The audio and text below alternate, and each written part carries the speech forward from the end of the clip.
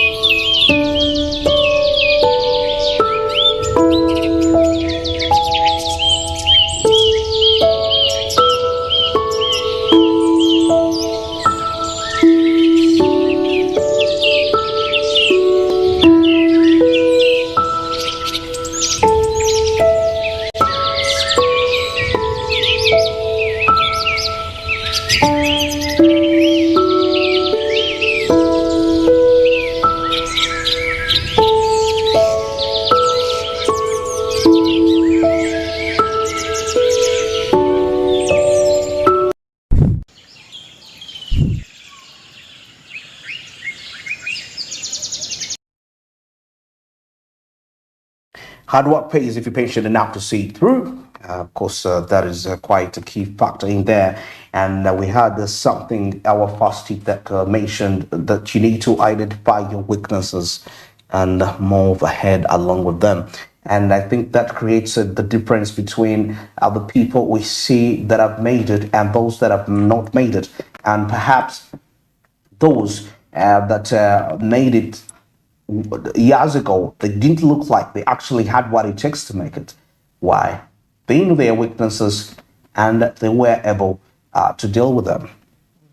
Yes, and of course your future depends on what you do today, so make sure that you do the best that you can, so that tomorrow, which is happens to be the future, could go well for you, or your future could be a few years or a few months away from now, but then today determines how things are going to stand out in the next, years or few days or months. So definitely make it a point that every day, at least commit 30 minutes of your time and be serious onto something. 30 minutes is enough, Very soon people, you have to find means on where you concentrate most. If you feel you concentrate most in the morning hours, then commit 1 hour 30 minutes in those morning hours.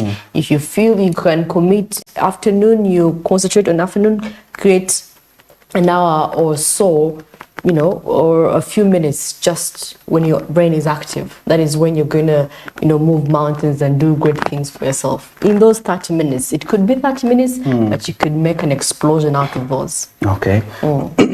Then we had something that say that you should set goals for every step. Yeah. Even if it was in the morning, I believe you set a goal for the day, what you want to achieve in the day. Okay. All right. That is quite key and important. And of course, we had something to do with the future, depending on what you do. And every step needs a goal. As we plan out strategies in this period of time, I should have accumulated this amount of money. It's quite still key and important to have our goals on every step. Now, heading back into the discussion post the summits that I had, that is the NAM and the G77 plus China, and of course the ongoing CISPOC, which is scheduled to end tomorrow. Actually, it's running up to tomorrow. Is it today or tomorrow? Tomorrow. Tomorrow. It's a 4-day event. A 4-day event. All right. Now, of course, we know that the arrival of these the delegates was quite impactful because some of them came with their spouses.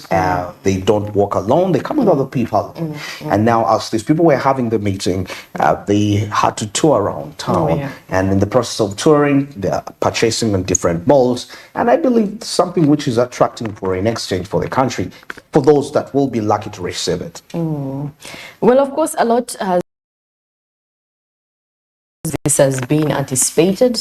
Okay, most people knew about the NAM and the G77 plus China, but of course this also gave us an opportunity because infrastructure-wise, at least the road heading to Munyonyo, where the delegates are going to be, they're going to be, at least has been worked on. We saw several roads around the Kampala metropolitan, at least being worked on, at least for the areas that I think they were able to tour around. At least they were able to take them around those newly constructed roads. And of course, infrastructure, some infrastructure, it was demolished. Those that were, had set up, homes and, it's slums and all that, it was demolished. So actually, I believe this could be an opportunity for us because I think we are lacking with physical planning, of our city, our capital city, because I think there are some buildings that are not supposed to be in the city. Okay. Yes, there has to be proper infrastructure set into place so that at least there is organization. Yeah. At least if we know there are residential areas, there'd be residential areas, and if there are schools because now you remember last year they were trying to to push schools to away from town because there is always that disorganization of their schools, kids crossing and all that. But of course, infrastructure-wise, at least we have benefited, as a city. Due to these upcoming summits and conferences. And this for infrastructure-wise, we have a certain percentage, not entirely, a percentage that we expected it to be, with the state that some of the roads are in. At least some roads heading to, where they're going to be residing, and this have been worked on. Okay, very, very, very right. And of course, getting us back to the discussions here, the advantages that Uganda is definitely enjoying as a result of hosting these conferences. But there is a big picture, like I was trying to address in the morning call, when it comes to addressing matters to do with regional integration, and Uganda taking this as a chance to be a part of influencing the regional integration, because we are benefiting quite a huge, the biggest, when it comes to, of course, even other East African nations, but we have a big role when it comes to integrating, and the benefits are quite enormous. Now, if we talk about strengthening cooperation among member states, remember the members that are part of the CISPOC, it's a population of about 2.4 billion people. Now, if you combine it with the NAM and the G77, that brings us to about 6.4 billion people. Now, what do these figures really speak out to us? Of course, market. This is a big population, market, and us being able that we are going to be chairing countries with that big population. That means we can influence policy. You know, we can. It could be one of the ways we could reform our foreign policy. You know, we can redefine the foreign policy of our country. Uganda, we can negotiate prices of our exports outside, and of course, despite the fact that we've seen a little increase when it comes to the exports that were that we exported in the previous financial years. And of course, seeing that one of the key factors that has led to that boost is the gold trade, which has boosted the volume of exports to other different countries. So that really positions us big to come in touch with other players. But like I mentioned, there is need for us to influence the regional integration when it comes to formulating favorable customs union policy. The tariff structures, we already have an advantage of what we can produce best. Each East African nation is endowed with the ability to produce to the maximum. Now, heading back to the cooperation side here, Uganda's trade with NAM and the G77 nations. Surprisingly, if you take a look at the statistics of 2022, Uganda had a trade surplus that is amongst the NAM nations and the G77. It all registers a trade surplus. Now, as of 2022, Uganda's total exports to the NAM nations, according to reports, were $1.2 billion, with imports which were about 950 million. So that clearly shows you a trade surplus of $250 million. But now the key point here is, how do we sustain this particular aspect, and how are these conferences addressing ways to increase these volumes even bigger? Remember, part of the key discussions here, Museveni urged the member states and the CISPOC that we should all unite with common interests. You know, we should mind, I think it was here in the New Vision, the actual statement he mentioned, I would love, it's actually saying Museveni urges Commonwealth countries to fight for common interests. So all this comes along with trade, seeing how we can effectively maximize these numbers that we have. 6.4 billion is quite a huge number right here. Now with the G77, now the trade surplus of $250 million comes in here with the 250 with the NAM nations. Now for the G77, Uganda had a trade surplus of $280 million, exporting $1.4 billion and importing $1.1 billion. That is as for the G77 report of 2022 regarding this. So these, I would feel, should be part of the major key discussions to see how this can be bolstered, because being the Pearl of Africa, we are advantaged when it comes to endowment of natural resources, valuable materials which demand globally, you know, from that. But however, the picture definitely varies greatly across individual countries, as some key trading partners include, of course, with the exports like Kenya, South Africa, India, China, and Democratic Republic of Congo. But of course, we rule out Kenya for this point in time. Like I told you, what it's grappling with, domestic inflation is on the rise. There is the public debt is very too much for the nation. Taking a look at lack of forex reserves is also quite a key aspect that way. So it's not a favorable partner for now to trade with. But of course, we have the substitutes here coming in: South Africa, India, China, and India knowing to be one of the emerging economies, most especially when it comes to energy generation. Now, with imports, we import from India, China, Kenya, South Africa, Nigeria. And now the commodity composition is also playing quite a big role here, as Uganda primarily exports agricultural products like coffee, tea, tobacco, while its imports are mainly manufactured goods, machinery, and fuel. But of course, with the importation of manufactured goods, with industrialization, of course, with the goal to bolster industry, we are likely to get rid of the import substitution aspects, whereby some of the raw materials we actually import to produce, which may not even be of the best quality, we can actually manufacture those raw materials in here when we embark on rapid industrialization. Yes, and the focus is going to be put that way too, in order to create more employment opportunities that way. Now, talking about trade, because why am I so amazed by these numbers? If I mean, inclusive of the population of 6 billion, and the fact that as a country, Uganda, we've been in position, we've used this advantage, being chairman of the NAM, and we are influencing the regional integration.